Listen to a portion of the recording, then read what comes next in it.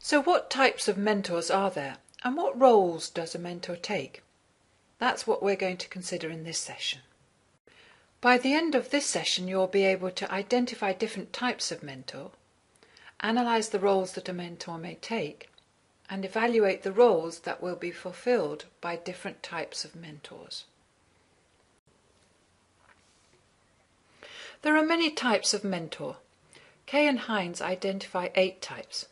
These are educational learning mentors. So mentors are now used in schools, colleges and universities.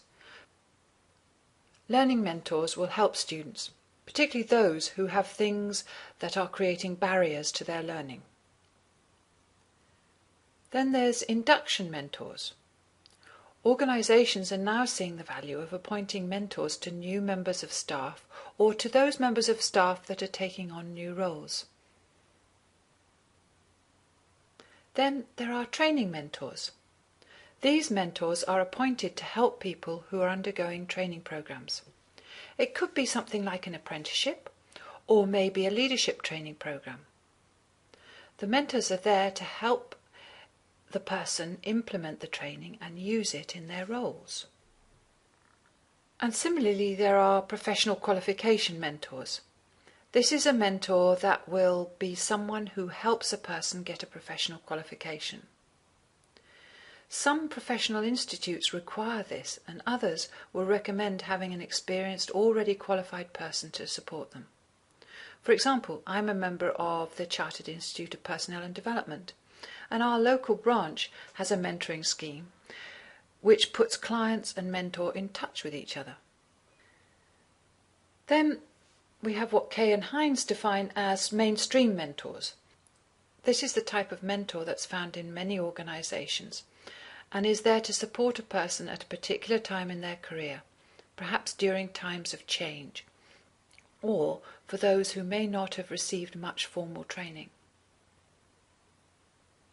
Then there are executive mentors. These mentors provide support for senior managers in organisations. At this level, directors and executives often value having someone to reflect with and discuss their work with. Then there are expert mentors. This is where a mentor is appointed for his or her specialist knowledge in a subject. I used to be part of a team of volunteer business mentors, and our role was to help people starting up their own businesses or those running small businesses. Each business would have a general mentor, but they would be able to call on the services of expert mentors as circumstances dictated. So, if sales were not going so well, a mentor with marketing experience would go and support the business for a while. And finally, we have what Kay and Hines call general mentors, and this category covers all other mentoring opportunities. That is, anyone who helps and supports someone else, perhaps as a volunteer.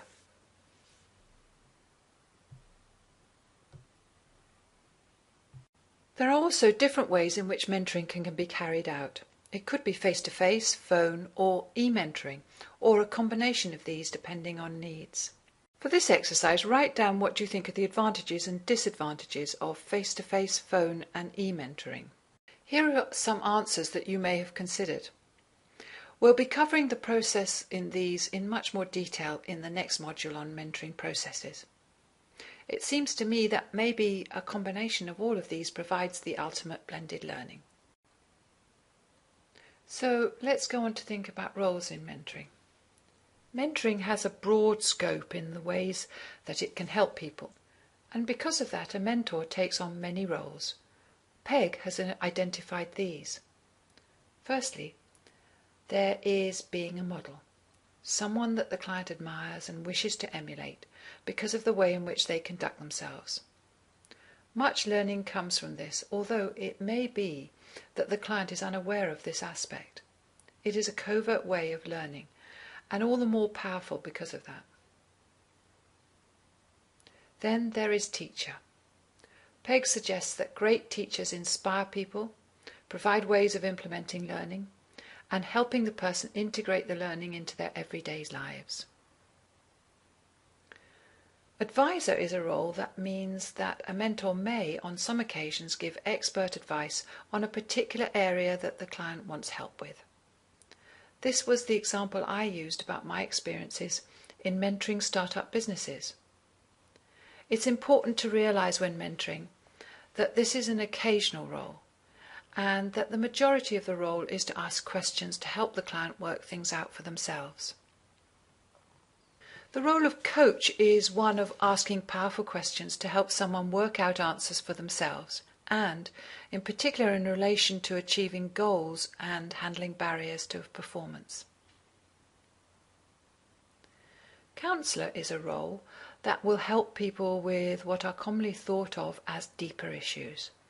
They do this largely through creating an environment where someone is happy to talk and giving a listening ear and asking great questions.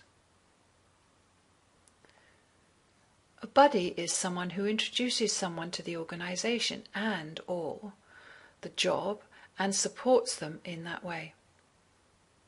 A buddy will tell them who to contact in various situations, put them in touch with other people who would be useful for them to know, and gives practical support. And finally, the role of leader means inspiring someone to be at their best and to do their best. This is an important role for a mentor, and often the key motivator for the mentors themselves. We explored Clutterbuck's diagram of the 2 dimensions of helping in the session on what is mentoring. He also uses this model to explore different roles in helping. First, there is coaching that we've already talked about, which he sees as being directive and stretching, and counselling, which he places in the sector of nurturing and non-directive. Then there is guiding, which we've already discussed in terms of being an advisor, which fits into the directive and nurturing section. And finally, networking. Networking he sees fitting into the section on stretching and non-directive. A mentor will help their client become self-sufficient by developing their own network of people, contacts and useful resources. They can do this by introducing them to people, organisations and resource depositories. Here is an exercise to help you connect type of mentor with the roles. Consider the different types of mentor, and for each one suggest what would be the predominant roles which that type of mentor would take.